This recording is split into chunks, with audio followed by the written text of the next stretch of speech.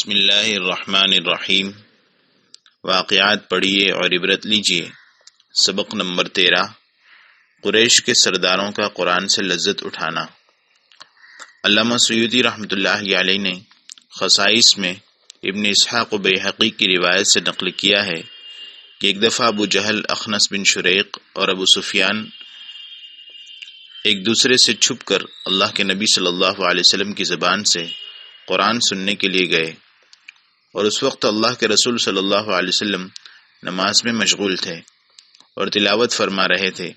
یہ تینوں ایک جگہ بیٹھ کر سن رہے تھے حتیٰ کہ صبح ہو گئی اور آپ نے نماز ختم کی تو وہ جانے لگے۔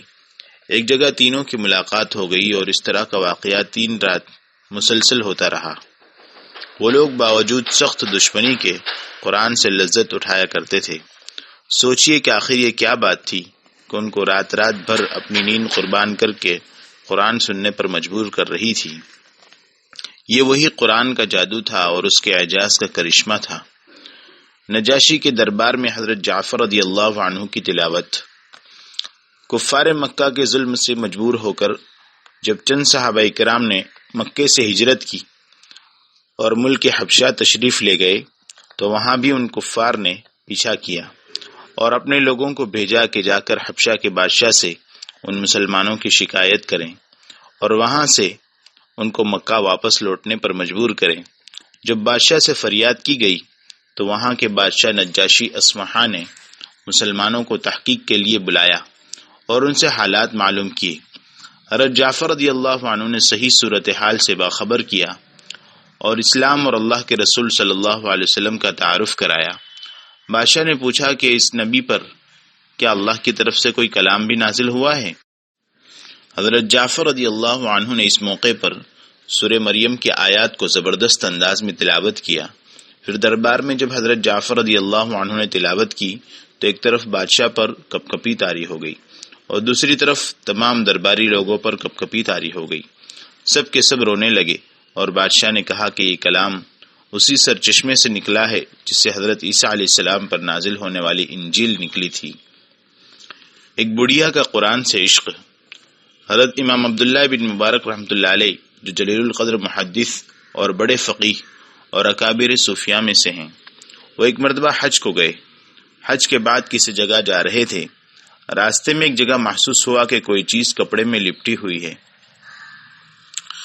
قریب جا کر دیکھا تو محسوس ہوا کہ کوئی انسان ہے۔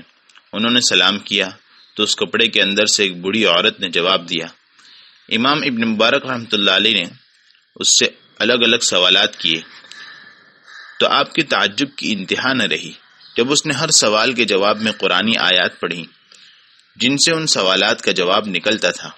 واقعہ بہت تفصیلی اور لمبا ہے، یہاں چند سوالات اور ان کے جوابات جو ان دونوں کے درمیان ہوئے وہ نقل کیے جا رہے ہیں۔ امام صاحب نے پوچھا کہ تم یہاں کیا کر رہی ہو؟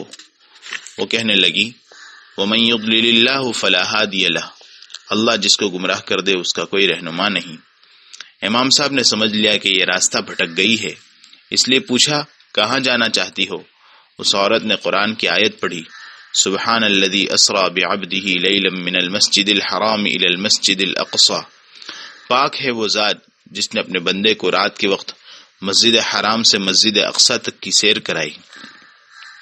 آپ سمجھ گئے کہ مکے سے بیت المقدس جا رہی ہے اور راستہ بھٹک گئی ہے۔ عبداللہ بن مبارک رحمہ اللہ نے پوچھا کہ کتنے دن سے یہاں بیٹھی ہو؟ کہنے لگی 3 لیال سویہ، پورے 3 راتوں سے۔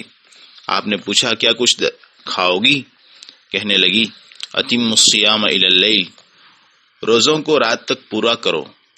حضرت ابن مبارک رحمۃ اللہ علیہ فرماتے ہیں کہ میں راستے میں ترنم سے شعر پڑھنے لگا تو اس بڑھیا نے کہا فقرؤوا ما تیسر من القرآن، قرآن میں سے جو ہو سکے پڑھو۔ اس طرح جتنے سوالات حضرت عبداللہ ابن مبارک رحمہ اللہ نے کیے، وہ عورت ہر سوال کا جواب قرآن کی آیات ہی سے دیتی۔